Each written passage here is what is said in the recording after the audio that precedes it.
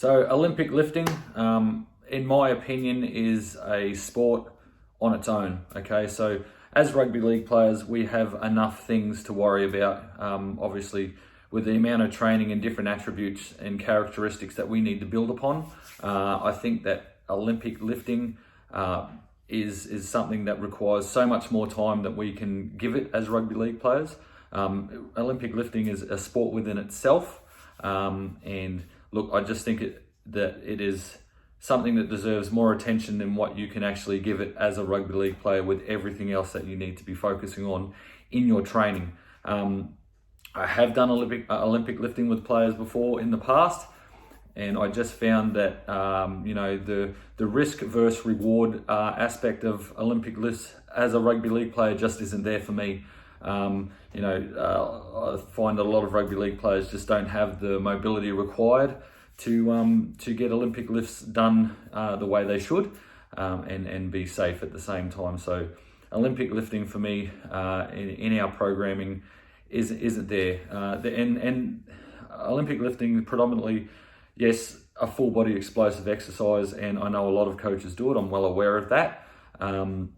But as I said, for me, there's just too many other things to worry about as a rugby league player. And there are so many other different methods that will get a player explosive. Other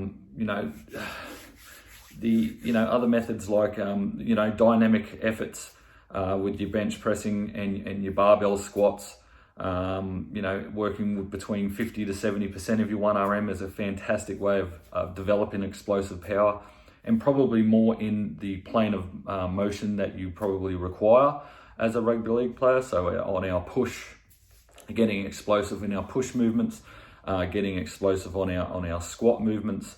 That's a full body movement anyway. You're just singling those planes of motion out more in a movement. There are so many different methods. Contrast sets is probably one of the best methods that I've ever used to get a player explosive.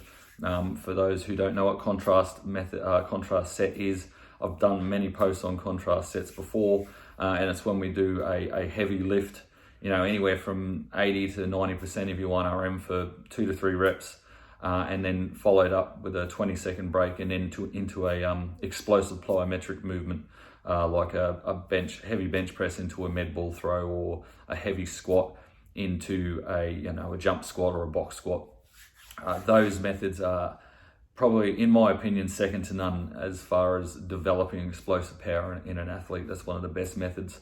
I do French contrast methods, but mainly our contrast methods is my preferred choice for getting someone more explosive. Now, if we're to look at